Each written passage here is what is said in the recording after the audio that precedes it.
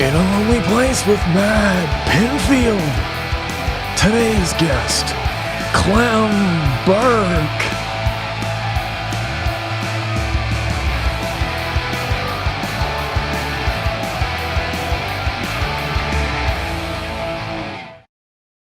Hey, it's Matt Pinfield. Welcome to another episode of In a Lonely Place, the show that started in my living room during the lockdown, hence In a Lonely Place, right? A Humphrey Bogart movie, a Smithereens song, a New Order song. It was the best name for it, but we decided to keep it regardless. But I'm not so lonely anymore when I'm in the studio, which is really cool here at Rolling Live Studios. And today I have one of my favorite drummers of all time, actually, and a great friend of mine, Clem Burke. And Clem is played on with so many great bands and so many great records. And he has a new band called The Empty Hearts. Their second album just came out, and we're going to be talking about that. But Clem, welcome to the show, man. It's great to see you. Hey, Matt, great to be here. Cool studio, cool place, right? And yeah, it's all good today. Yeah, so it's Clem, it's amazing, for me going back to my teen years and seeing you with Blondie and hanging out, at CBGBs, like kind of actually just at the very tail end of when you were, of course, starting to play bigger places, right? At that period of time, but it was part of that culture and loved it. It was funny, I was saying that I would literally go to CBGBs, go to like 3 a.m. and then go do my job the next day or school. Right. And, sometimes with the help of, some speed, these little, whatever, they were called Black Beauties that my friend had. Because, when you were young, you could do those kind of things and like be awake for, 20 hours. As an older guy, it's not recommended. No, and I don't do that anymore. But I was just saying that because I just wanted to be there. It was so electric. There was so much excitement going on in New York City at that time. Yeah, there was a handful of great bands. You could make the analogy, it was our cavern at the time, Yeah. Television, Patti Smith, Talking Heads, the Ramones, Blondie, Mink DeVille, lots of other great bands along the way. But yeah, I was working, going to college, and staying out till like 4 o'clock in the morning. So yeah, I used to take those little white pills that the truck drivers take. But the deal is, what you do is, you're so tired, you take one, you lay down, 45 minutes, you're awake, and you're good to go, and then you're off to school, off to work, and then off to the gig. So not recommended, as you said, nowadays. Yeah. But back then, but we were all running on energy from within as well and from without. There was so much great inspiration. The muse was everywhere, living in New York City back in the mid-'70s. It was just an amazing period of time for rock and roll. It was amazing. And me coming in there from Jersey all the time. But you were originally from Bayonne, right? I'm from Bayonne, New Jersey, which actually was such an anomaly. Everyone would go, what's going on with gentrification? There's Jersey City, there's Hoboken. Now, guess what? Bayonne is the place, it seems, from what I'm reading online. And, if it wasn't in New Jersey, I think it'd be the 6th borough. Because, it's attached to Staten Island by the Bayonne Bridge. So yeah, I was lucky to grow up in the metro area, as you did too. We were able to access all this great stuff going on in the city, living in the great, metropolitan area. So, people come from all over, obviously, to be in New York City, and we were there already. Yeah, we were there for some of the best years. You got to tell me about when you started playing drums as a kid. What was the thing? Obviously, were the Beatles one of the biggest influences? There's people that I know that you love, like Keith Moon or Hal Blaine from the Wrecking Crew. And, right. We're down the street pretty much from where he was recording, or not too far. Absolutely, yeah. Hal Blaine and Earl Palmer as well. Actually, Earl is the one that brought Hal into the Wrecking Crew, the great Earl Palmer, who I was a friend of for about the last 10 years of his life. There's a great book that the Smithsonian put out about Earl Palmer that people should check out if you're interested. He was such a gentleman, and I learned a lot from him. He was doing a little gig on across from NBC out in Burbank, and I'd go every Tuesday night and just sit there and watch him. It was a great learning experience, and got to know Earl, and amazing guy. But I was listening to the Four Seasons Greatest Hits a lot. I'm back at school, when we were kids.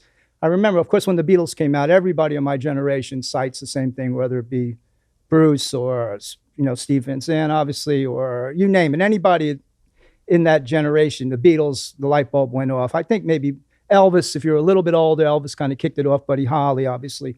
But the Beatles, yeah.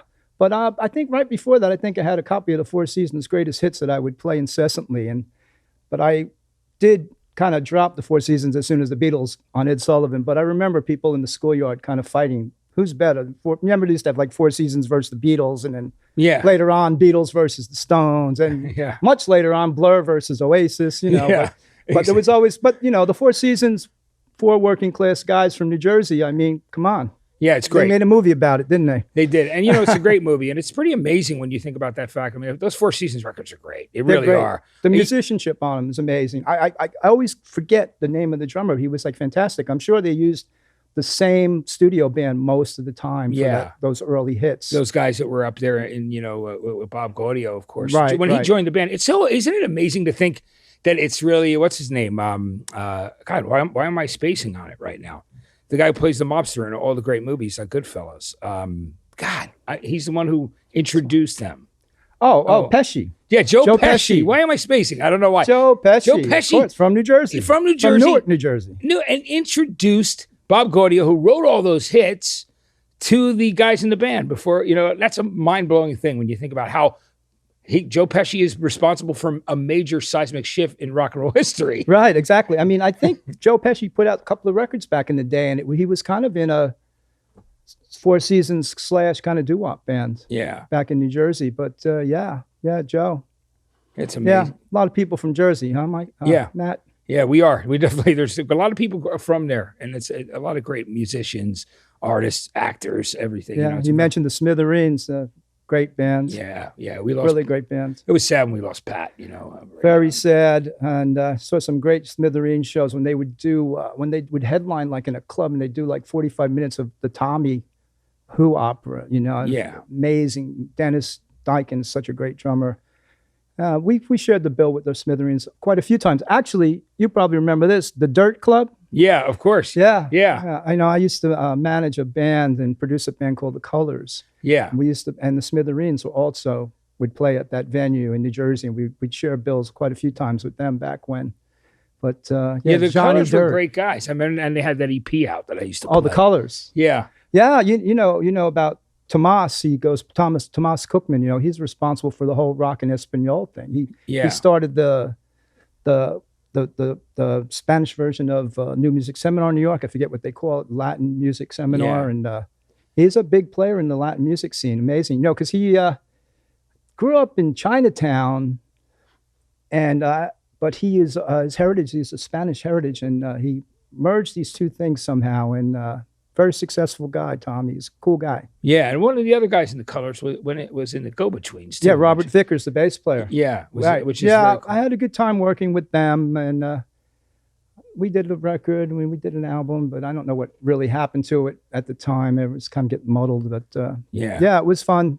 They were fun. But the Dirt Club, Johnny Dirt was the New Jersey version of Hilly Crystal. Yeah, he was. There was Johnny Dirt there, and then there was Randy Now down at City Gardens in Trenton. Right. And John Stewart was the bartender at City John Stewart Gardens. bartender, and then later on, who bounced there was James Murphy from LCD Sound System, underage, did he? But kind of after mine and John's period there. Oh, wow. Although I did see you play with the Ramones, one of those two shows. That's right. In '87, you played drums. As at City Gardens. Right? Yeah, Which Trial was by so Fire. Great, as Elvis Ramone. Elvis Ramone. It's amazing how many people bring that up. I mean, the Ramones are the Beatles of our generation. I mean, probably the second or the most influential rock and roll band of all time. So, it was crazy. I mean, they were friends of mine, especially Joey. And, obviously we all knew each other from mid-'70s at CBGB. They had asked me to be in the band several times along the way. And, the Blondie thing was going, obviously. And I never got to rehearse with them. John didn't want to rehearse. He just wanted it to be an automatic thing. So I'd be, in my basement playing along, but it's not the same. So there was no preparation really when I played with them. But, I like to think they couldn't keep up with me. Yeah, which is great. But unfortunately, God, they're all gone. I can't believe the four original members. Yeah, and I'm good friends with Mark.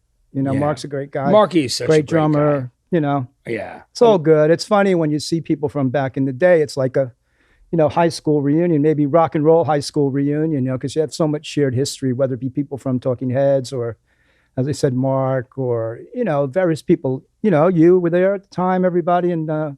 There's that shared history that really turned things around in a lot of ways for music, you know? Yeah, it did. And you joined Blondie in 75, and there was a time when they even were, Chris and Debbie were thinking of splitting up the band, and you were the one who convinced them to keep it going.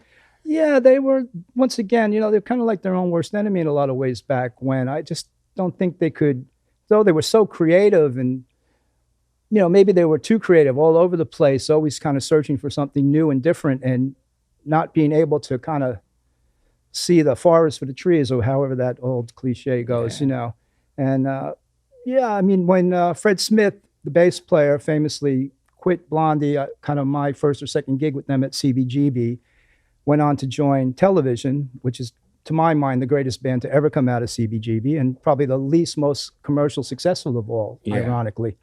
And, when that happened, that was kind of like a major blow. And prior to that, briefly before I joined the band, Ivan Crowell from Patti Smith Group also played with Chris and Debbie for a little while. And, he left to join Patti Smith. I, in fact, auditioned for Patti Smith myself one time because I figured she was the future of rock and roll. Little did I know it was Bruce Springsteen. But besides the fact, I kept it together, and I brought my my high school buddy, Gary Valentine, into the band, who was a poet. He had been kicked out of his house. He was living in a storefront on the Lower East Side with a few other people. And, he played a few chords on the guitar, but he was very literate. I mean, he's gone on to write many, many books about the occult. And he has a great book about CBGB that he wrote many years ago that people could check out. I forget the exact title, but it's Gary Valentine. He goes by Gary Latchman now. And it was funny. I was at the Sunset Marquee one time by the pool, and Kirk from Metallica. Yeah. The lead guitar player. Yeah. Kirk, right? Kirk, yeah. Hammett, yeah. He's like, oh, hey, I really like Gary's book. And I'm thinking he's talking about the CBGB book, but little did I know Gary had written these books about the occult, and he wrote one about Aleister Crowley and all, and Kirk was into all of that. So I was like, oh, wow, yeah. But Gary, I saw a while back in London. I was playing in a, believe it or not, a Blondie tribute band. Yeah, I heard about that. Yeah, Bootleg Blondie or something? Yeah, Bootleg Blondie. Yeah. And then when I was in London at Christmas time a couple of years ago, and these people are friends of mine. Actually, the woman, Debbie Harris, funny enough, her auntie lives in like Laguna Beach and was in like Mary Poppins and all. So they come and visit. So they've been to my house, and we became friends over the years. And so I was in London, and I went out to see them play at this like recreation center, like a football recreation center, and out in Sutton, out in the south suburbs of London, I think it is. Yeah. And they said, oh, would you mind? I had a couple of beers, so they were like, at the break, they're like, would you get up and play a song? So, yeah, why not? It's a couple of hundred people there. I mean, and I got up. It was fun. People dug it. It was Christmas time, and so then into the new year, they got in touch with me and said, would you consider being like a special guest? Yeah. Like come up and do that, And I was like, well, why don't I just do a little tour with you guys for the hell of it? Because, they have session musicians that they use. They have a rotating bunch of musicians. They're all reading charts. So it wasn't like I displaced the drummer. They use all these different people. So I wound up doing an entire tour with them. And I thought, okay, we're going to be playing in the back room of a pub like they were doing when I first played with them. And the next thing I know, the second gig was at Shepherd's Bush Empire, which is a proper gig, 2,000 people. And was almost sold out. And the reception was amazing. I donated all the money to a charity called Shelter for the Homeless. And it was a lot of fun. But moving on to that, I realized how talented these two guys are, Debbie and Andy. I was going, you know what? We should start writing some original music. So during this lockdown, we've been writing back and forth, and I think we're doing like a rock opera about London, believe it or not. That'd be amazing. Yeah. We've got like 22 songs, and Andy Harris is proper Cockney, lives in Shepherd's Bush. Yeah. Anyway, that was a fun thing. I don't know how I got off on that tangent. No. But, but it reminds you when you're talking about London. I mean, the perfect example I've always said about a band in America that goes to England and becomes huge there first was Blondie. Absolutely. Yeah. Now, was that about the time of Plastic Letters when you guys, you went over for the first album too, right? But was it about Plastic Letters when all of a sudden you realized you had this huge groundswell that was happening, playing Top of the Pops? And tell me about it. Tell me about the first time you went there and you realized All right, back home, we've got a bit of a cult following here, but look, they love you in this country where you loved all these English British invasion artists. Oh yeah, it was amazing. I mean, I still, go back in time in my mind, sitting on the plane, going. I had been to London one time before. I had a girlfriend who was going to school over there, and I visited her there for a few months. But the first time we went over, we opened for our buddies' television. Yeah. So, and Miles Copeland actually was the promoter of that tour too, funny enough. And the first gig we did was at a college outside of London with Squeeze, the original Squeeze, opening for us. Yeah. And because they had been on Miles Copeland's record company. Yeah. And, it was strange because I don't think we ever really did play Blondie with myself in the band, ever played with television at CBGB. But I know Debbie and Chris had that band prior where I think they did play quite a bit with television. And in fact, we used to do Tom Verlaine's song, Venus de Milo. Yeah. So we went over with television, and it was a mixed response because a lot of people, I was reading something about this the other day, a lot of people were responding to television really based on their musicianship, and it wasn't necessarily new wave or punk. It was kind of people that were into like Guitar Heroics, for instance, or into the Grateful Dead, or into Fripp progressive or like rock. That, yeah. And the thing about television, I always think Richard Lloyd was such a brilliant guitarist as well, and got a bit overshadowed by Tom. And I mean, that first album, Marquee Moon, is brilliant. It really is one of the best. And, but it's amazing. And Richard, I love those stories about Richard Lloyd getting a guitar lesson from Hendrix, Oh, yeah. Richard Lloyd's book's great. Yeah. Yeah, it's great. Well, I think it was a second-handed lessons from Hendrix. Yeah. He had a friend who took lessons from Hendrix. Oh, and then he taught And then him. he would leave Hendrix's apartment and go with Richard, and he would go, "Hey, Jimmy just showed me this, man." And I think but I know that Richard hung out with Hendrix. He was a kid of the streets in New York City, I guess. He's also, I think he's like kind of genius, like IQ. Yeah. He went to some strange, like genius IQ school in New York. I forget the name of it. Yeah. But Richard, he's good people. He is his own worst enemy too. Yeah, absolutely. But, yeah, I remember the Alchemy album was cool too. When he Alchemy, and great with the drummer from what's his name now? Played drums on it. He was in was he in the Fieldies? Oh shit, I can't believe I can't remember his name. Anyway, but I think I was thinking back about that period. So I got to ask you, so that first time on Top of the Pops, what was that like for you? Do you remember who else was on the bill that night when you guys played? And was it Denis? What was the first song you did on there? Denis was a hit. It's an old Randy and the Rainbows doo-wop song that Debbie reinterpreted. And it's on our second album, Plastic Letters. And it was the lead single off of that. And people responded to it. They responded to the video, and they responded to the song, and they responded to the band.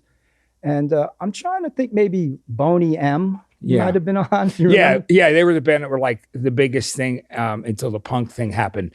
Like they were like had they Rivers really of Babylon and all that stuff. It was just like they were like a commercial reggae, like pop trio thing. with some women in it. Yeah. I'm trying to think. The first time it might have been a strange combination, but I do remember one time we were on with the Jam. Yeah. That was really fun. And I had a special suit being made for me by Mark Boland's tailor, this guy called Colin Wilde. And I was in his shop off of Carnaby Street. He's measuring me, I'm like, I'm going to be on Top of the Pops next week. The suit's got to be ready.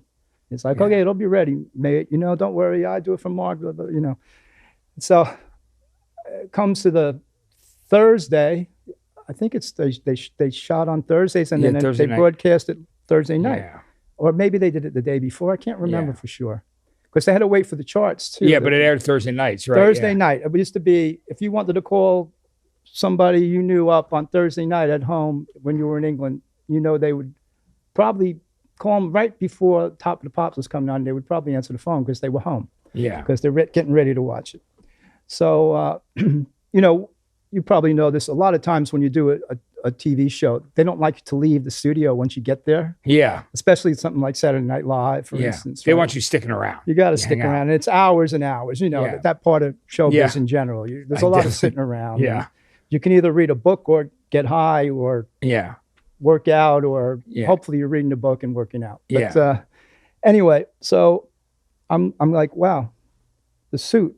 He goes, I'll have it for you. So we do the run through the studio, and I'm like, shit, I got to get my suit.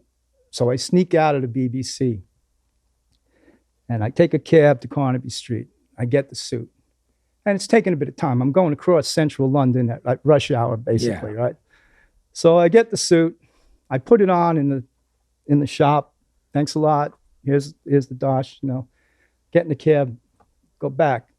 Everyone's in a panic, right? They're like, where's the drummer? It's kind of like Ringo in A Hard Day's Night. I mean, it was like really basically the same thing, you know, where's Ringo, you know? Yeah. So I show up there in the red suit, and they were just getting ready. Rick Buckler from the Jam was going to take my place for the shoot, you know, because you're miming anyway. They were just almost getting ready to do it. And I walk in, and Paul Weller looks at me, looks at the suit, he goes, wasn't worth it, mate. You know, you know, but I have this red suit that I wore on top of the Pops. Yeah. Oh, yeah. It's so funny of Weller, too, because, you know, you and I both love the Jam, right? Oh, we absolutely. Love him. And the funniest thing in the world was one time in an elevator with him, we were at MTV, and he goes, I go, Paul, you're looking as sharp as ever. He goes, well, you know, Matt, got to show you Yanks how to dress. So it's a typical Paul Weller comment. But he's always been great to me. I love the Jam. I saw him so many times. I know that. You know. I've seen him many times. Yeah. I was at the press conference at the Riot House with Rodney Bingenheimer the first time when they played the Whiskey. Yeah. I didn't see him at CBGB. I think I was out of town. Because I read somewhere Weller saying that he met me at CBGB when they played, which was not the fact. I met them at the Whiskey. Yeah, he probably got confused. But yeah, you know, it's easy to get confused. Yeah. It's about, you know, how long ago was that? Yeah. But no, Paul's an interesting guy. I don't know if he could even give a darn about not having the major success in the States. I mean. Yeah. He's like, you know, he's the Modfather in England. So he doesn't, he's royalty there. Yeah, he's like the Eric Clapton of New Wave or whatever, or whatever you want to look at it. Yeah.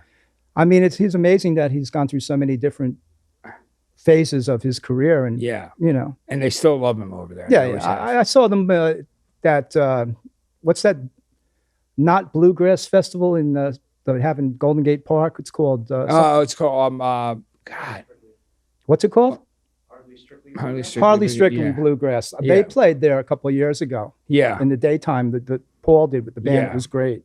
We hung out a little bit afterwards. He's always been so cool. His dad was really cool. Actually, I knew John. So you got to tell me the story because no, I mean, no, John, you know, he would always get autographs because Nikki, his sister, I'm friends with. Yeah. She's done a couple of books that I've been part of.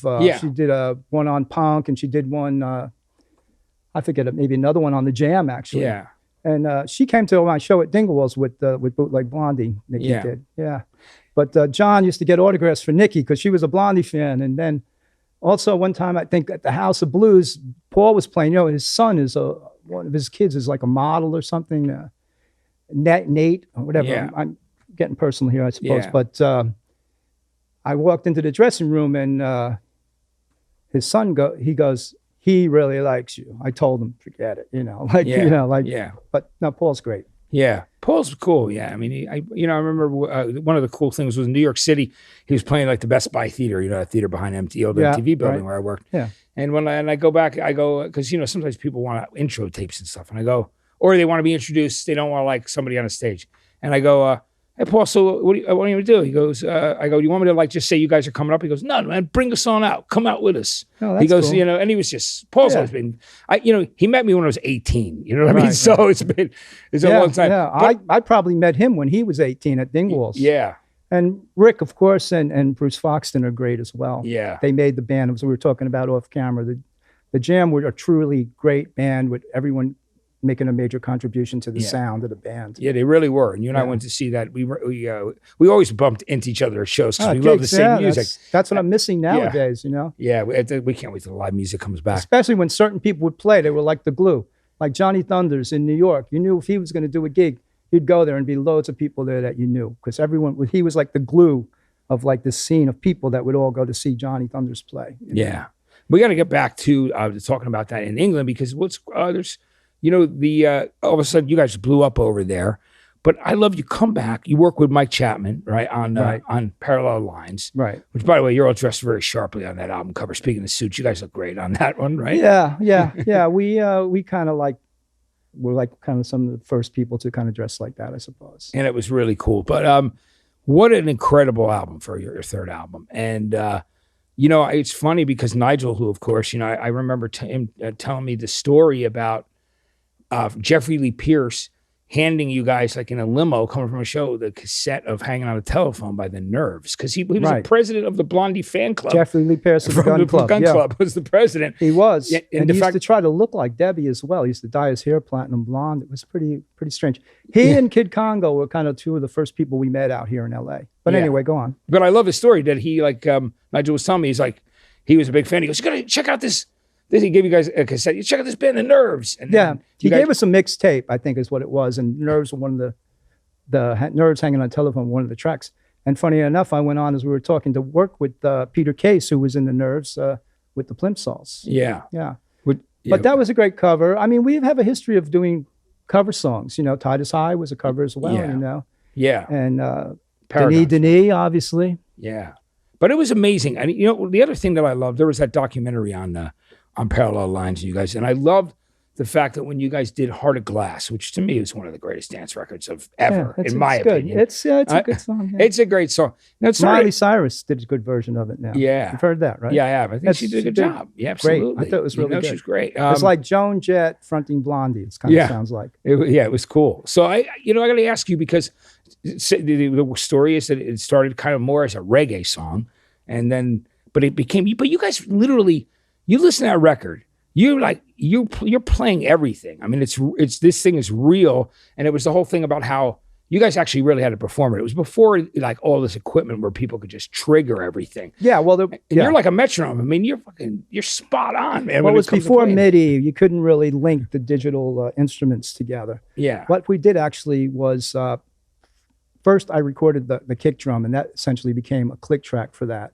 Yeah. But we had to do it all piecemeal, and of course tape editing's involved. I think the little skip in the middle that goes into a different time signature is also, I think it's a tape edit, really. You can hear it if you really listen closely. Yeah, but no, we all played really well on that, and but to sync up the sequencer with the drum machine was very difficult to do. You had to do it measure by measure. So, but today you just press a button and everything happens all at once. But yeah, it's a good mix. It's my favorite kind of disco music is when you can actually hear the band playing. Going back to the Club 82, where we used to hang out before CBGB, where the New York Dolls would play in Wayne County and people like that. It was kind of like the glam rock scene prior to the precursor to the whole CBGB scene. And the music they would play when the bands weren't playing, because it was a dance club, was disco music, like Rock the Boat, Shame, Shame, Shame. Yeah. Shirley and Barry Company. White stuff. Yeah. And I think that had an effect on us as well, you know, in doing Heart of Glass. And you know, one of my favorite albums is Saturday Night Fever album. I think it's an amazing album. The music's great on it. So, yeah, but you know, there was the backlash, of course, about doing Heart of Glass at the time when, you know, disco sucks and all of that. But I think what was interesting was maybe some would have that perspective, but people like me thought it was cool. I was like, wow, there's a band I love that are doing a dance record, a disco record, but it's a cool one. Yeah, I mean, it was innovative. It was to be great, sure. you know, and the song's cool and the lyrics are great. So it was like one of those things. But I mean, that whole album. By the way, Debbie she's an amazing lyricist. I can't believe some of the stuff that she comes up with. Yeah. I mean, there's stuff on that record. Like, Will Anything Happen? And I mean, all that. Well, that's a cover too. Oh, that's a cover too. Jack Lee, the guy who wrote. Oh, he from the guy that wrote Hanging on the Telephone. Oh, from the Nerves. He did Will Anything Happen too? He came to New York and stayed at the YMCA, I think, and like came to a rehearsal and pitched the other song. And lo and behold, he got 2 songs. That's where that came from? He got 2 songs on that album. He must have been psyched for that. Yeah.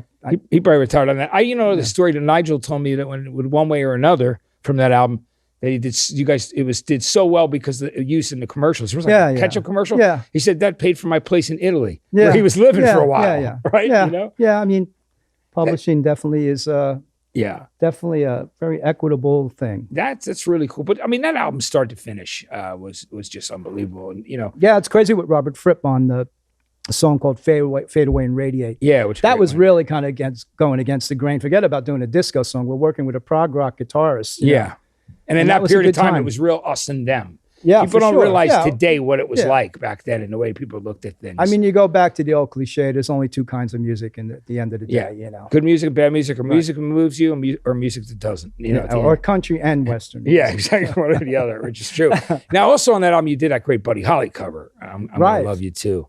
But But I mean, that was that at that point, all of a sudden, then things really started to happen in the States. And then, Right. you know, and album after album, Eat to the Beat, of course, with, you know, I love the way you played on Accidents Never Happen on that track. You know what I mean? On Yeah. that record. Yeah, no, Just- Eat to the Beat's kind of our rock and roll album. Yeah. I think Mike Chapman, our producer, used a reverse psychology on us because when we did Parallel Lines, he was very on it, you know, like things had to be precise, which I didn't mind at all. I wasn't intimidated by it. I understood where he was coming from.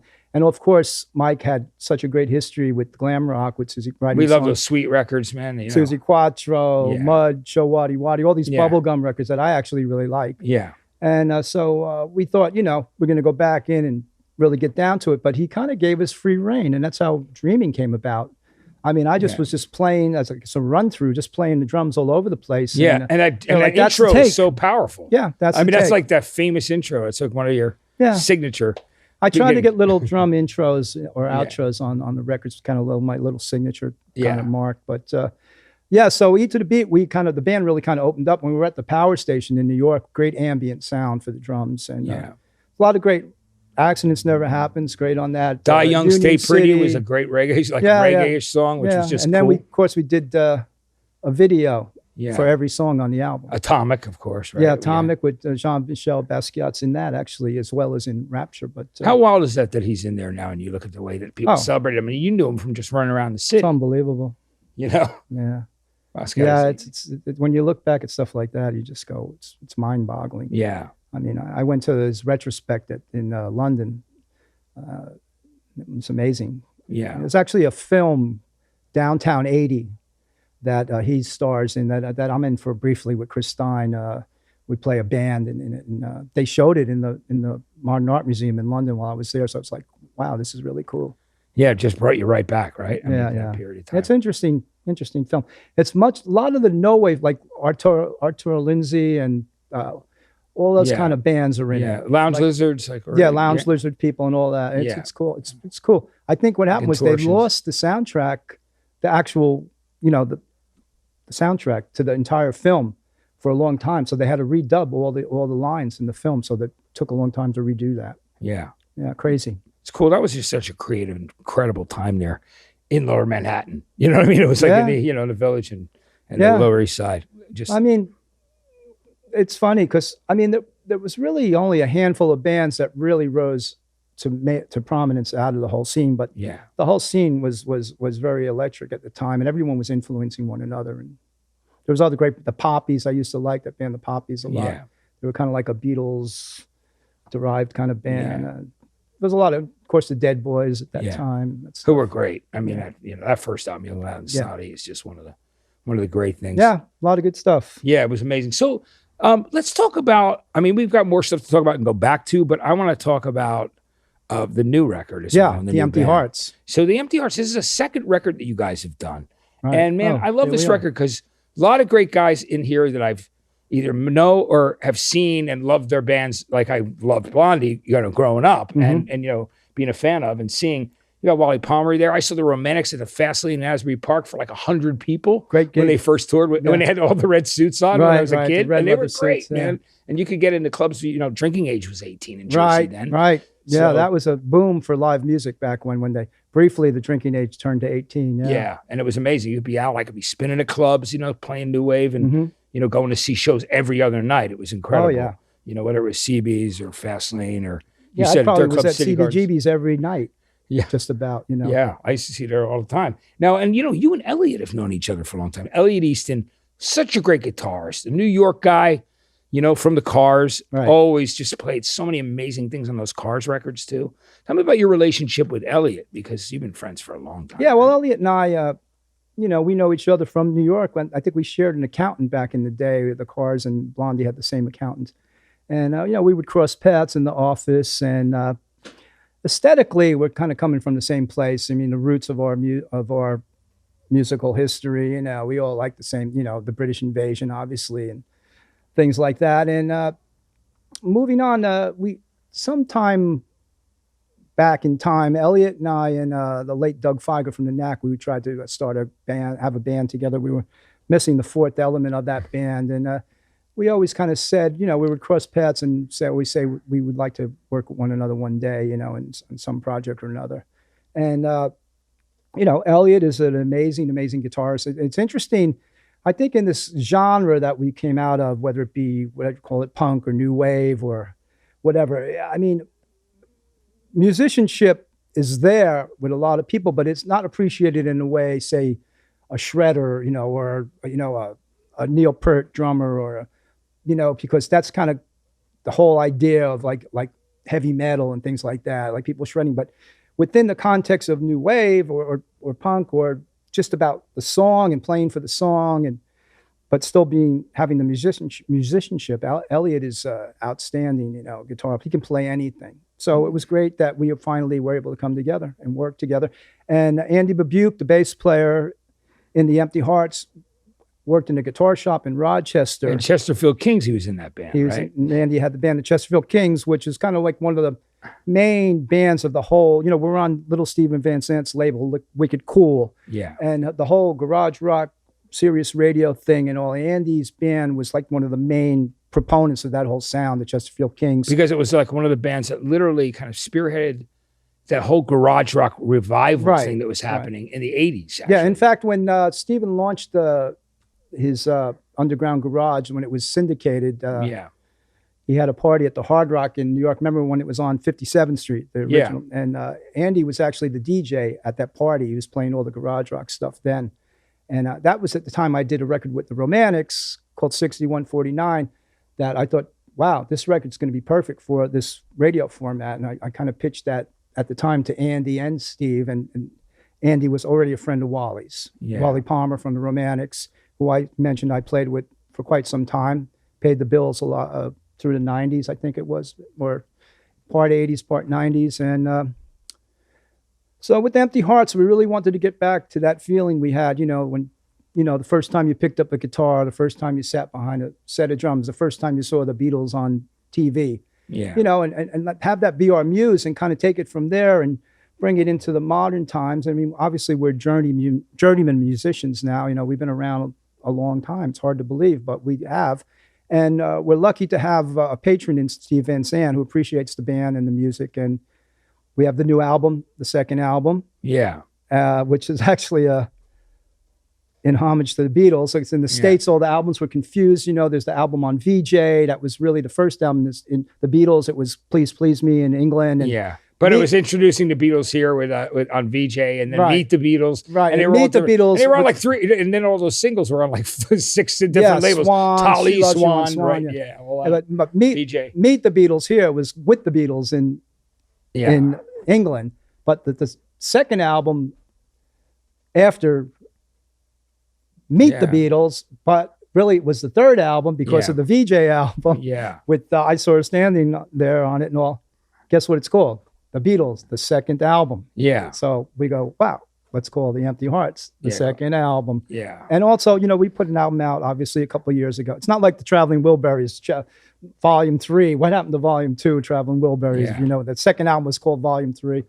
So I said, we call it the second album. This way people will know there's an album prior to this album, which is very simple. But I think if people like this album, they should go out and check the first one out as well, which is on a different label.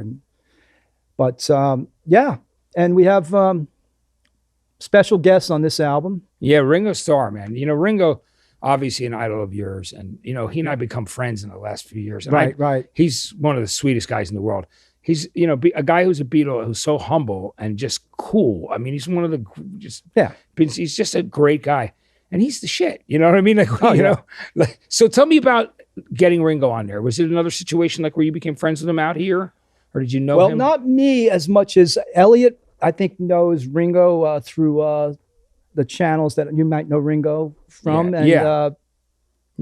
Also, Wally was in the All-Star Band for several years with Ringo and toured a lot of gigs in Eastern Europe, particularly. Wally is the one who actually called Ringo up to see if he'd be interested in doing the track. And I did a thing for the designer, John Varvatos, who's a friend of ours as well. Yeah, that's like one of the last times I saw you was at the punk documentary debacle thing. Yeah, that was insanity that night, John wasn't Lydon, it? Yeah. And Ringo was the face of one of the seasons of John's fashion line, and Yeah. we did a video where Ringo had his drum set up beside a swimming pool, and all these various drummers walked in and out of the shot and sat down at the drums and played a little riff. It was like Jim Keltner, Chad Smith. So even Steven Tyler was involved, and Trey Cool. So I had met Ringo there really actually for the first time. And I'm good friends with his son, Zach. So Yeah. But Zach, there's another great drummer. Oh, amazing. I've had conversations with Ringo about Zach and with Roger Daltrey about Zach, because it's like, you know, because don't you think since Keith died, he's the best drummer the Who's had of all the drummers? I mean, he can do it. He can nail it. No, he's the Zach's Keith Moon great. parts. No, he's and in Oasis. like Keith Moon was like his uncle. Yeah. Yeah, and Zach played in Oasis. And No, he and I are buddies. I met him when he was a kid. Yeah. In clubs in London. Yeah, it's amazing. But so anyway, with Empty Hearts, so we were all friends prior. So that gets back to the feeling of, you know, when you were a kid, you really kind of started a band with your friends, people in the neighborhood. You know, that's kind of how it began. And really, that's how this band began. We got together and in a studio and just started playing, jamming, doing covers of Kinks, you know, Beatles, Stones songs, and it kind of instantly came together, the chemistry. And with Ringo, so Ringo played drums, and I get to play tambourine and on the track, and the band co-write all the songs. So I contributed that way to the song, and it was an honor to have Ringo. And getting back to the first album, we also had a special guest, Ian McLaughlin, who, by the way, I became great friends with before he passed away, for at least the last like 5 or 6 years of his life. One of the funniest people ever. Wasn't he a sweetheart and funny? You know, I know that he played on that record. I was like, wow, that's great. His last album, right before he passed away, is really a great record if people haven't heard it.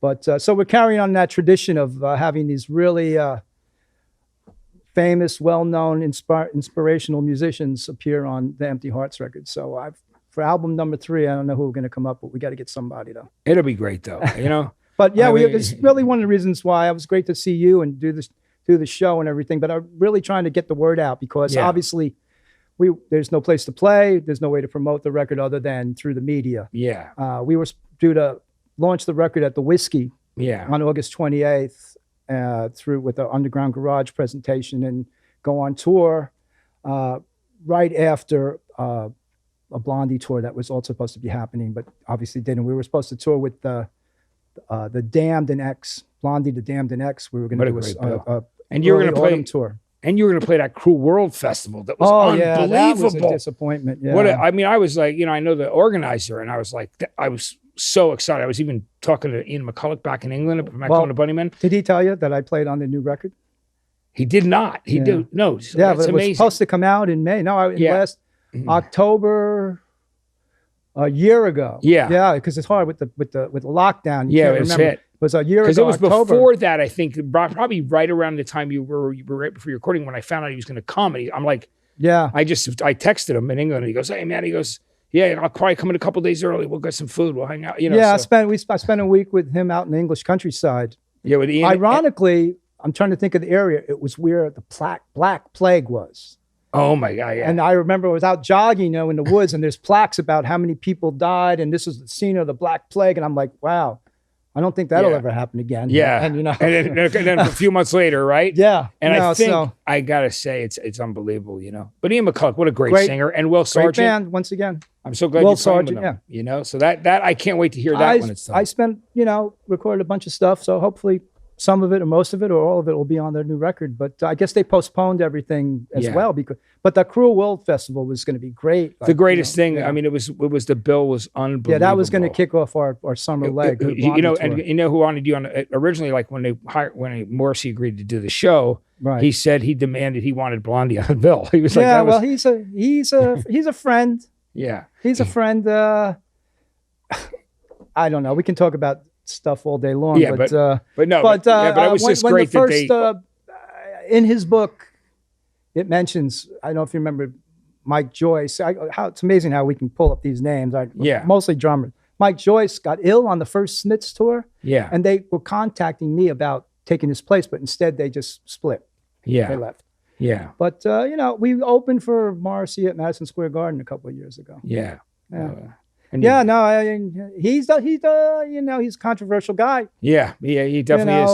I don't know. But I could say that, like, I mean, it would The have been book's great. His book's great. Book's great, and it would have been an incredible. This show would echo the Would've been a Bunnyman, great day. Psychedelic Furs, and Yeah, I'm trying Bauhaus, and Blondie, of course. Yeah, And there were so many great bands. I think even on it. Dramarama was supposed to be on Dramarama, that show. who we should mention. You played with Dramarama for a long Right. time because they're my brothers as well. Oh, and that's how we friends. met originally, I think, for sure. Yeah, that's when we finally got to know each other. 'Cause Yeah. we'd met in passing. Yeah, many probably. times. Well, yeah, New York, but right, because I know you were friends with John and Chris and all that. Yeah, and I I love the those. band. Still love those guys. It supported them in a big way always. Yeah. I mean, I think John has a new record out now. Yeah, it's really great. Yeah, and John's killing it. I see John once in a while. Yeah, he's a good man. But so we're gonna go over some of your albums now too. But okay. I just do want to say though, I love that song on the new album. Besides, I was saying Coat Tailor, which was an early single. I love the harmonies in the beginning of that. Like, it's so cool when you start the song with the harmonies. Yeah, it's the great. harmonies Are awesome, and I like that song. Sometimes shit happens for a reason. It's yeah, a cool that's one of song my titles. Yeah, yeah, it's a great song. It's cool. I love that too. Yeah, I mean, Yeah. anything goes nowadays as far as language. So Yeah. I didn't think it was too big of a deal to. Yeah. I think it was originally sometimes it happens, but shit's better. Yeah, it is. Yeah, well, let's say it like it is. And it's great. So it's available on Wicked Cool, which is Little Steven's label. Right. I want to talk about some of your favorite albums because I know it's, again, 7 albums is hard. And I know you have some alternates, but we like to say if you can name 7 albums that had a very big impact on your life. And we're going to talk about some of the ones that you picked, Clem. Okay. So we're going to start out with Dylan, all right? And I know it was either between Bring It All Back Home or Highway 61 Revisited. And you picked this album. Tell me why you love this record and the songs on it that mean so much to you. Well, I mean, the first song on the album, Like a Rolling Stone, I mean, that was it. I mean, that broke the door down, I not to quote the master of this thing, Bruce, when he said that sound of that snare drum hitting right at the first beat of the song, and then the song kicks in, and the lyrics just kind of like massive kind of put down to someone or other basically, and how does it feel, and just all the elements of the song, just really, I mean, it was punk rock really, or punk blues or punk folk, or I mean, I think this is his first really totally electric album, except maybe for the last track, Desolation Row. Yeah. Which is great. And then, of course, Highway 61 revisited the song itself with Mike Bloomfield raging away on the guitar. The way I was just watching that documentary Festival. Yeah. Have you seen that? Yeah, I have. The new because they were showing a bunch of them. And Bloomfield just going nuts on the guitar, and and then Tombstone Blues. Yeah. Just the sort of the decadence of the record and the kind of fuck you attitude. Yeah. It's just like amazing. I'm a massive Bob fan. Yeah. Massive Bob fan. Yeah. Those albums are great. What a career, and what a songwriter. He changed so many things. It's amazing. Speaking of, for a guy that can't sing, right? Right, exactly. I mean, guy that's with such a joke when it's a people person, say that. Yeah, but he sings his own way. That's the thing. It's everybody. If you can do the best with whatever limitation you have, and you can do something amazing, then that's good enough. You know what I mean? Well, he's emulating Woody Guthrie, really, basically early on. Just the tone of his voice between that and Hank Williams. Yeah. But once again, that these artists like the Beatles and like Dylan, they bring other artists to the forefront. They write songs about them, or they emulate them, and you get the history, you get the backstory, and there's more to it than just a record. Yeah, I just love that story. At the Delmonico Hotel in New York when Dylan turned them on to their first joint. Beatles. Yeah. And I ended up in that suite accidentally staying there one night when I lived in Jersey. I went. It was the craziest thing ever. I was there for an event. Do they have a little plaque? This is where the Beatles got high with Dylan. It doesn't. No, but it doesn't. But it's really funny. The person told me that, and the deal was it was when they first started having electronic keys in hotels where you needed them to get in your door. Right. And the other 2 hotel rooms that they offered me, I couldn't get in. They're like, it was a Saturday night. Believe it or not, it wasn't that crowded. And they go, well, for some reason those room doors aren't working. We're going to just give you the suite. And I go up there and I go, oh, by the way, that's the Bob Dylan and Beatles suite. I'm like, that's amazing. It was just a cool experience to be there. Amazing, yeah. It's like a funny hotel thing where I stayed in the hotel, the Gore Hotel, where the Stones took the Beggar's Banquet picture. Oh, You know yeah, what I mean, with that in one. London. In London, Yeah, yeah. I've been there. I've been in that room. Yeah, Yeah, it's that's cool. a cool, funky little hotel. Isn't it? It's great. not really funky. It's a nice hotel. It is. It's boutique nice, hotel. yeah, but it's cool. It's off of by Royal Albert Hall. right by Albert Hall. Yeah, Yeah, it's right, great. Exactly. Yeah, So cool. yeah, it's a cool place. Nice little tiny bar in there. I love it. Yeah. The little tea room, everything. Yeah, that's a is- good place. I loved it. Yeah, I love staying there. It was Yeah. great. So David Bowie's Ziggy Stardust is one of my favorite albums of all Right. time as well. It's Okay. just start to finish. But why is it yours, Clem? Well, I mean, David definitely changed my life. I was at the show, Carnegie Hall, September 1972. I had just gotten out of high school, and I naively thought, well, I wonder if there's going to be anybody at the show. You Yeah. know, I show up there. Of course, it was sold out, and it turns out a lot of my future friends were also at the show. With Debbie, Harry, and Joey Ramone were both at that show, and you know, and this album really kind of, I think, informed punk rock. You know, Yeah. it was kind of like the precursor to what was to come. I mean, even there's a riff on there, you know, Hang On to Yourself is Yeah. the Ramones riff. Yeah. And, yeah, there you go. Yeah. You and I And, both knew that because that song is like fucking Yeah. 2.5 minutes of power. Yeah, I Love mean, it. and Woody Woodmansey, he was a great drummer. You know, he had a book out, which was interesting. And a lot of the songs are like first or second takes. I think David was about spontaneity, which he carried on through a lot of his records, probably prior to working with Nile and all, trying to be more professional. But I think a lot of, like you think of Station to Station and all, people are just kind of jamming and getting they know where they're going with the song, but there's a lot of in the moment musical improvisation. activity. Yeah, like on improvisation. Stay and Station to Station on that record. Yeah. So, I mean, just from head to toe, I mean, it's an amazing album. From And- 5 years to Rock and Roll Suicide, it's like there's not one bad song. Right. Even the cover, It Ain't Easy, yeah, is it ain't brilliant. easy, right? Yeah. No, it's and that was so great because then guess what? Back in the old days, that would happen quite a bit. All the old days, whatever. Yeah. You know, that was David's third, fourth album. Yeah. So it was always so amazing. Oh, you got that. And guess what? There's these other ones. And then you go back to Man Who Sold the World. You go back to the Space Oddity record. You go back, Yeah. to, you know, to the, Yeah. what's the other one? The first one with Mick and, Yeah. Hunky Dory, which was so oh, Hunky great. Dory, Yeah. I'm thinking. Man Who Sold the World is Yeah. the one. Yeah. Hunky But they're Dory, all which is amazing, such amazing songs. Has Yeah. the song about Bob Dylan on it, has the song about Andy Warhol.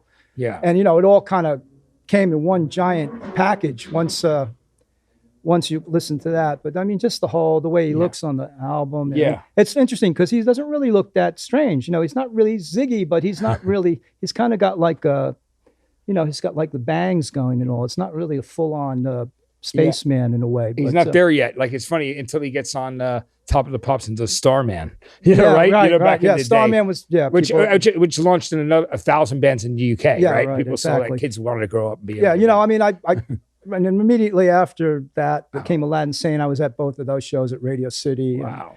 we used to Club 82, what I mentioned, you know, like David would pop in there once in a while, and just an amazing time. I mean, larger than life. To me, people like the New York Dolls, David, they're like superheroes, Yeah. you know, Yeah. larger than life. But I mean, this record informed so many ideas in people's minds, a muse just for everything. Yeah, you know, absolutely. that was to come. Yeah. And it's for decades, which is so Yeah, great. yeah. Now, there was recently a documentary on Wilco Johnson. Now, one of the albums you picked was the second album by Dr. Feelgood, Right, Malpractice. Right. Which, you know, these guys were like kind of the leaders of the pre-punk, you know, when there were bands over there like Brinsley Schwartz and some of the other ones. But Dr. Feelgood were like the first pub rock band to break through over in the UK. So talk to me about why you love this record. Well, I was spending some time in England right around the time of the release of this record. I think it was in 75. I think it came out. Yeah. I was over in England in the last months of 75 visiting a girlfriend. And I got to see Dr. Feelgood play at Hammersmith Odeon. And the reason I cited this album, because it had just come out and it was, you know, everywhere at the time. And, you know, they were kind of like peaking on the whole pub rock thing. But when I look at the cover and I think what was going on in New York, and you look at Lee and Wilco especially, you know, the way they're dressed. I mean, Wilco still has flares on, but the big figure and Sparko are definitely still, you know, they kind of kept that image all the way through. They look like thugs, you know, and just the whole minimalism of the cover and the black and white with the little patch of red on the side and just the sound. the sound of the record was just amazing. Even though they were doing a lot of R&B covers. Yeah, like right in Cell Block Number 9 and Don't You Yeah. Just Know It, you Piano Smith, right? I'm there. Right. Yeah. Right. And Subblock Number 9. Yeah.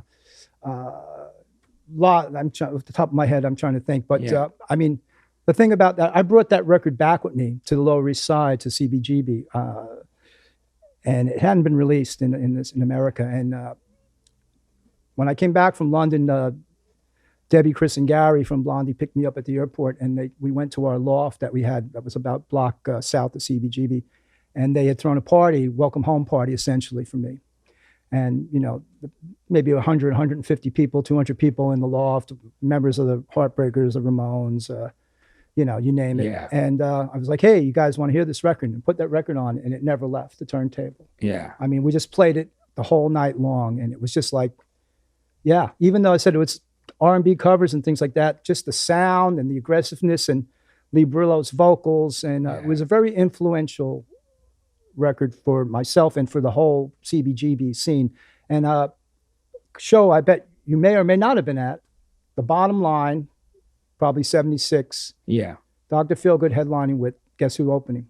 Who was it? Ramones. Yeah, I missed that show. That was amazing, amazing. I would have show. loved to have seen that. The Bottom Line was great. I saw so many great shows there. I love The Bottom Line too. It was a great place to go. Brian Ferry with food. Talking Heads opening, I saw there. Yeah, I mean, it was amazing. I mean, everybody. Steve Harley played there. Steve Harley and Cockney Rebel. Yeah. So One of remember my the records bands. when they played there? I went to see the records the first time. Wow. Bands like, the people that were coming out in like 78, 77. Well, when you think about Dr. Feelgood and the Ramones on the same bill in a little milk and alcohol, a small club. well, that's prior to Milk and Alcohol. Yeah, just so early on. Right? Yeah. But this album to me is Watch Your Step is a great song on there.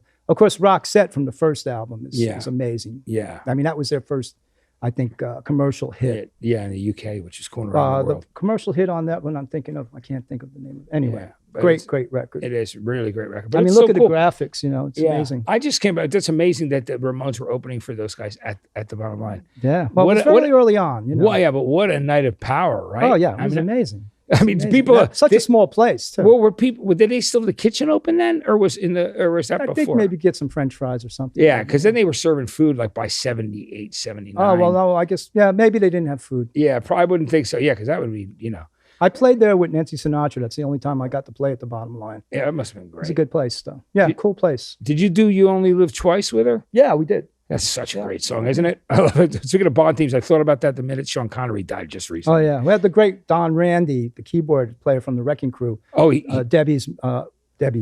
Nancy's musical director. He was there? He played with you guys? Don Randy was the musical director the whole time I was in the band with Nancy. I learned so much from Don. That's really kind of how I got to know Hal Blaine a lot more, and various other members of the Wrecking Crew I met, because Don has that club, the Baked Potato, and and on. Yeah. Doesn't it blow your mind that all the records that the Wrecking Crew played on out here, half those guys, they played on so many records, they probably don't remember most of them. Well, I was at the library, the archival library at the Rock and Roll Hall of Fame, which is in a separate building. Yeah. I don't know if you've ever been there. Yeah, I have. Yeah. And we were in the back, and someone said, "Hey, look in this drawer," and they had all of Hal Blaine's date books. Wow. With all his sessions, because he wrote everything down. Did he write the song names too, or just he the wrote artists? the artists. I mean, sometimes it was the song names, but then like his Rolodex of like everybody, Phil Spector's phone number, George Harrison's phone number, like all this stuff. It was like amazing. I was there for like hours just looking at Hal's stuff. That must have so been a much blast. more to look at there in the archives. Yeah. If people haven't been there, I mean, it's a library of rock and roll. Yeah. Where you can sit in the library and they just showed me a quick tour of it because I spoke at the Rock Hall in 2008, and they were probably just getting that part together. Yeah. I think around that time, but I've got to get out there again because they put a sign on the wall for 120 minutes with my name on it. So I was like, and get there. Greg, the CEO there now, Greg, I think is his name Greg? The guy, and Shelby. Yeah. People there, they're really cool. Nicest people. Yeah. They're cool. They're cool. So I want to,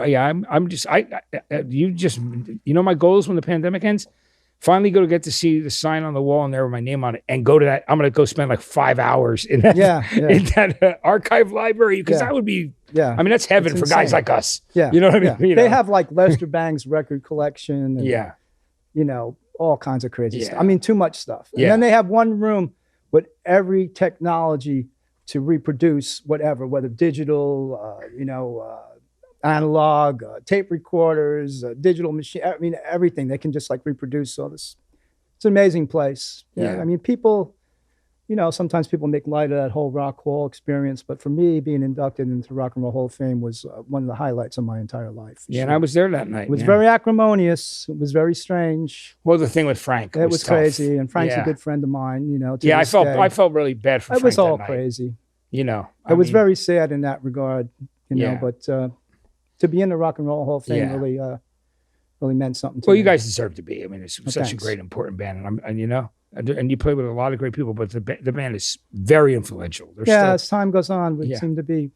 Now you got Miley Cyrus being influenced by Blondie. which is cool. And It's awesome. I love seeing that.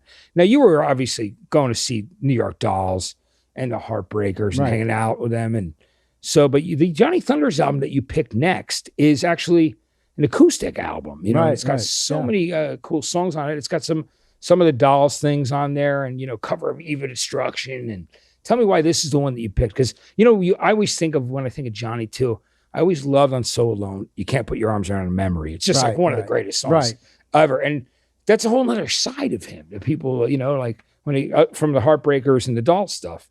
Yeah, well, it's a very intimate record. I Yeah. think he recorded it all in one day in Paris. I think probably just for rent money or for drug money or something like that. Yeah. Just kind of went in and did these songs, and he does Eva Destruction is great, and Hurt Me, and I'd Much Rather Be With the Boys is a great song. Yeah, and, it's like a Keith Richards, Andrew yeah, Lloyd Oldham right. thing that they did. And I just saw online, I think it's an outtake from the session of John doing Like a Rolling Stone. Wow, yeah. Doing a really great version of it.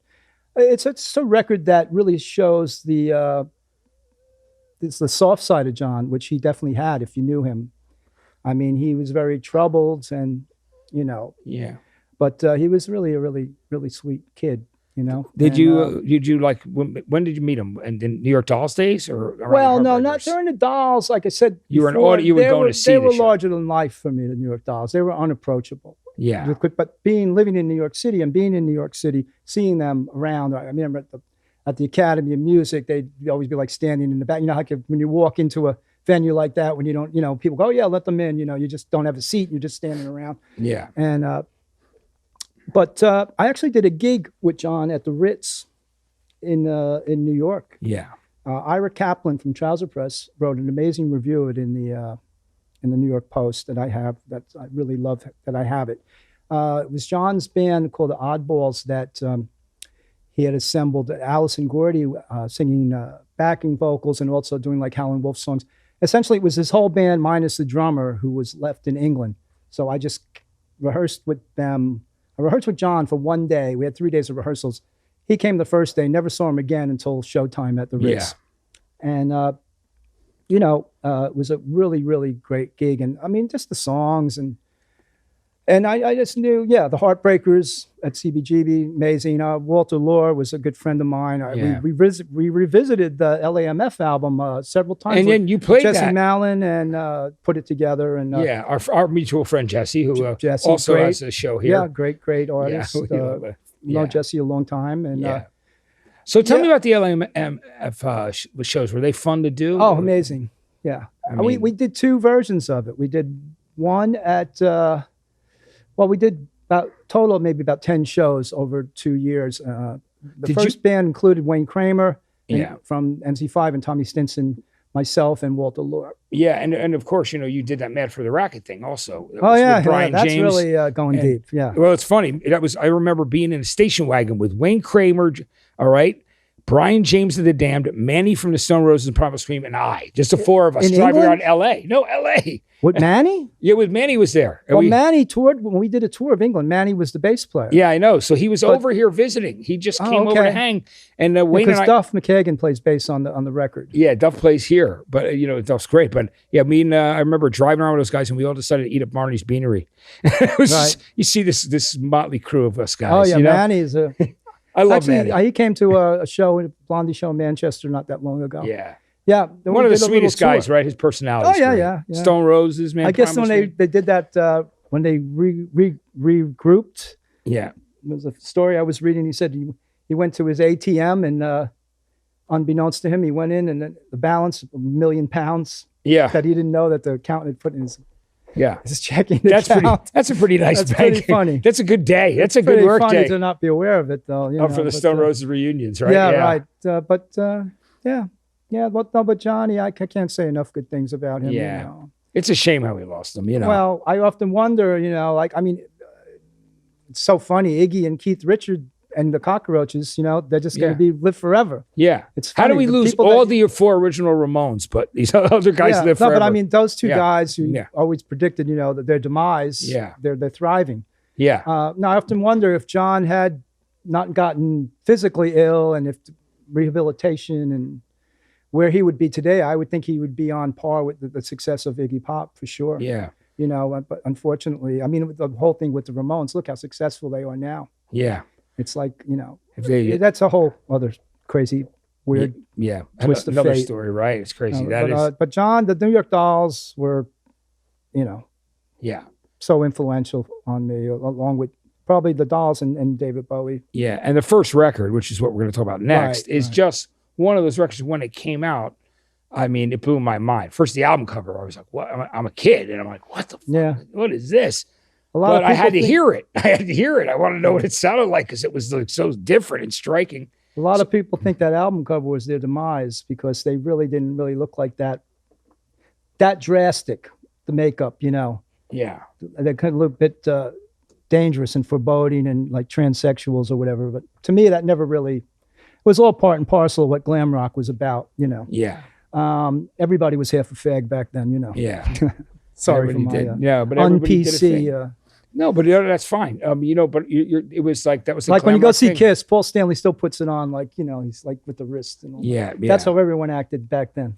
Yeah, because everybody wanted to seem kind of androgynous. Yeah, and the bisexual. whole androgynous thing. Yeah. But Trash, Jet Boy. I mean, forget about it. Oh my God, Trash. Yeah, Trash. And then opening the album. Frankenstein. Personality Crisis, Looking for a Kiss. I mean, Personality, every song. and that cover of Pills on there by yeah, Bo Diddley. Pills, yeah. I mean, and Private World's one of my favorites. You did that with Dramarama. Yeah, Which Private was World. We did Jet Boy with Blondie, we covered. Yeah, which was great. And Morrissey at Subway Train. I've seen Morrissey do Subway Train. Yeah, and I saw him do Trash too, which was great. Yeah. Man. Yeah, It's just- no, I mean, it was pure rock and roll record, R&B, rock and roll, a modern day version of the Rolling Stones. I mean, it's just the similarities between John and David, as with Mick and Keith.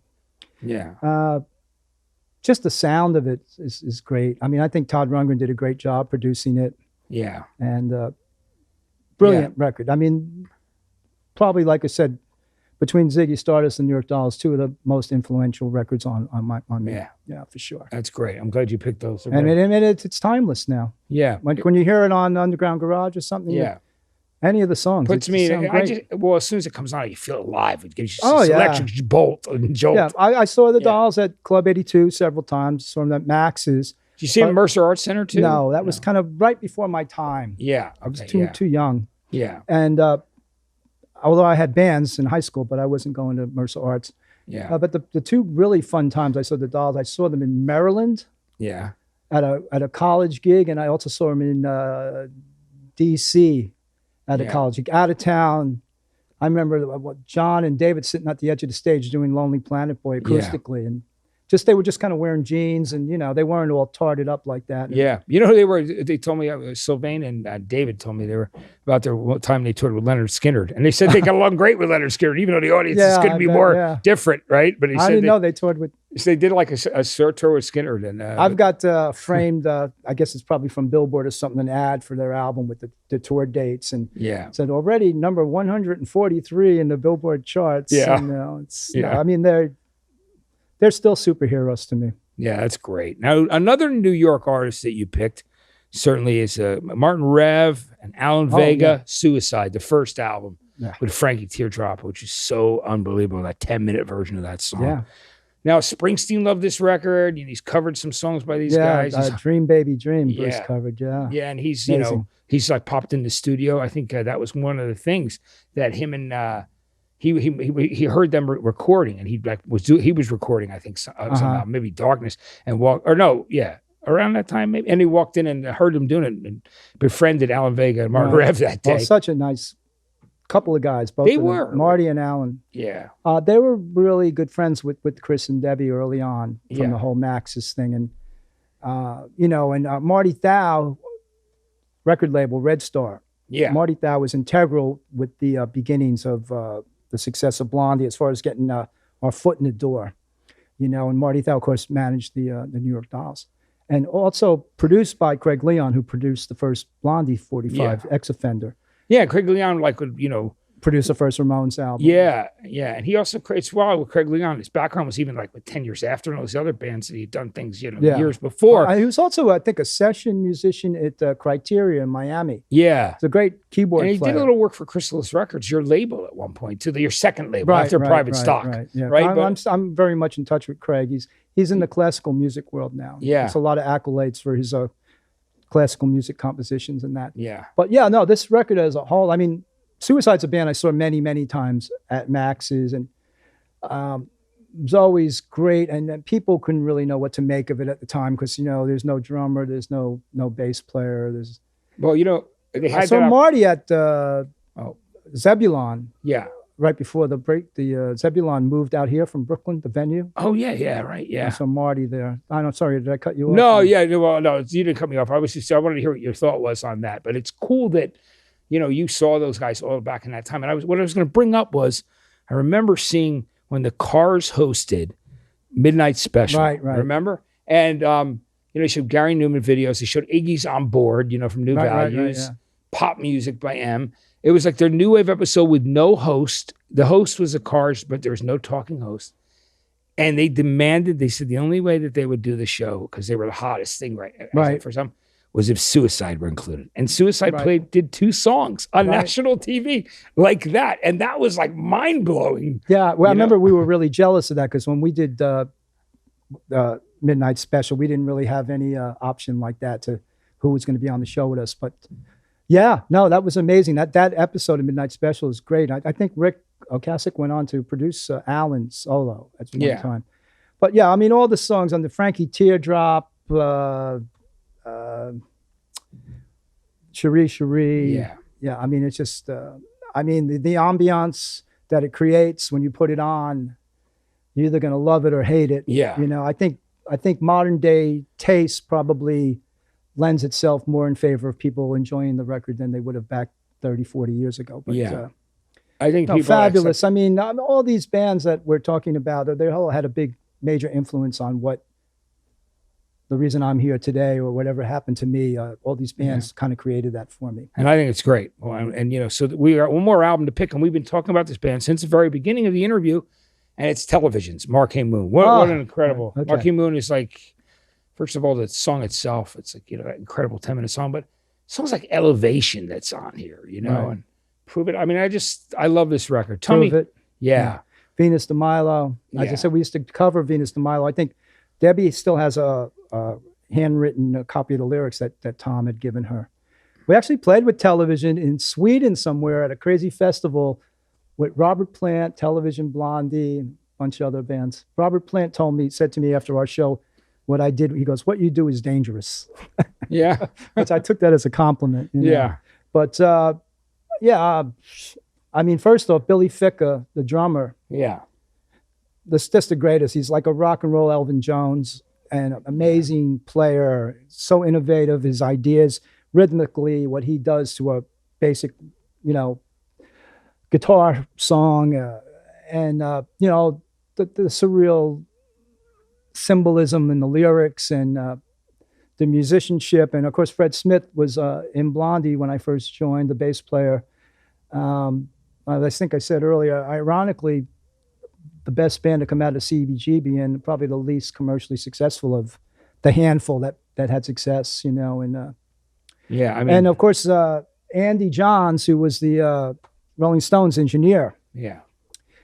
There's a great documentary about the making of, you probably saw it on YouTube, about the making of Marquee Moon. Yeah. And I mean, just the guitar tones. It's an amazing record. I mean, it's like that first Velvets record. People the 100 people that bought it at the time all went out. I mean, I think major influence on U2. They've cited the record, and people still say to me, "What is that television, Mark? I don't get that. What is that?" Yeah. But because people don't know what to make of it. The Robert Mapplethorpe photograph. I remember when color Xerox machines first came out. That was a really big deal. Yeah. That you could Xerox stuff in color. Yeah. Analog, obviously. Yeah, but it looked very, very cool, the album cover. It's amazing. And did you like Adventure too right after? Oh, yeah. I like Adventure. I like what you said, Richard's Alchemy album. Yeah. And how about Little Johnny Jewel, the first single? Yeah, I've got the 45. On Orc Records. Yeah. You know? Terry Orc. Yeah. He was a character. All those guys back then, like you mentioned Marty Thau, and Marty, of course, had that vinyl album where he gave what's 2 his name? by 5. 2 by 5 was that album. The Bloodless Pharaohs, which was Brian Setzer's band before the Stray Cats, like all that. And I actually, talking about people I worked, I also played with the Fleshtones on that album. Yeah. The 2 tracks. And Jimmy Destry, our keyboard player in Blondie, produced the whole album. Yeah. And that's it's an interesting little time capsule. Yeah. Of a certain time. Yeah, the Bloodless Pharaohs, Brian and his brother. Yeah. I believe had the band. Yeah. Crazy times back then, Yeah. I want to it's a history lesson here, It's kids. incredible, and I just want to say, I was thinking about, I remember seeing Jimmy Destry when I was young, hanging out with John Belushi, like back in the day. Like, that's trouble. Did you see the documentary the other No, night? it came out. I know, but I'm going to watch it. I've been putting it on hold to watch, but I'm going to watch it. But I remember him and Jimmy and John hanging out. Yeah, well, they had that bar. I think they talk about it in the documentary on Hudson Street. No, the Blues Brothers had a There was a building on the corner of Hudson and I was there. And I remember. Like going like Keith Richards would be like tending bar. And they had John, the jukebox and and John was even tending bar. I went in. I was a teenager. That was that would be the after party for Saturday Night Live, but this became their clubhouse. I forget what that building is now, but it's like a 3-story classic brick building on Hudson. It's on Hudson, on a corner. Jimmy became really good friends with David Bowie. Yeah. I know we didn't really touch on the first national Blondie tour in the States was opening for Iggy Pop with David Bowie on keyboards. Yeah. And they were promoting the Idiot album. Yeah. And that's when we all kind of connected. Yeah. And we stayed connected through the years. Debbie and I saw David backstage in Europe somewhere a couple of weeks before he had that heart attack on stage. But Jimmy, another one, his own worst enemy. Yeah. A lot of people like that. Yeah, there certainly are. Well, I'm glad we're doing well. We're healthy. We're doing our good. thing, We're man. doing good. We're alive and we're in a fucking lockdown pandemic, but this is like a great place you guys got going here. And it's exciting, the whole man. thing. It's cool. I'm glad that you were our last episode of the year, and I want to just say thank you, Clem, for coming and doing it. So good to see you, my friend, from a distance. Distance. But I'm sure we'll hang out again because I love the fact that you and I always, we talk and we've always, we've been friends for a long time, but we always run into each other at shows too because we seem to have the same taste whenever it comes to like shows. We're like, because we love everything from all that British invasion stuff up to now. Oh yeah, for sure. It's got power. Yeah. And it's great. So Clem, thanks for coming. Yeah. We're talking about all this stuff. I'm working on a book. Hopefully one day it'll come out and a lot of these stories that you've already heard will be in it. I would love that, man. I'd love to hear your book. It'd be great. All right. Thanks for having me. Thanks so Peace much. and love to everyone, as somebody once said. Yeah. Merry Christmas. Merry Christmas. Happy New Year. And let's every single thing. Happy Joe Biden time. Yeah, absolutely. Well, we're all back in business, which is cool, but everybody's going to be taking some time off. So anyway, I want to thank everybody for spending the year with us on our whole first season of In a Lonely Place. And you can catch some of the shows that you haven't seen on YouTube, on demand, of course. It's at youtube.com/Rolling Live Studios. And we will be back in mid-January. Okay, mid-January we will be back. But I wanted to close the year with my friend Clem Burke. I thought it was perfect a guest to have on here. You guys have a great holiday. Be safe. Thanks for watching In a Lonely Place.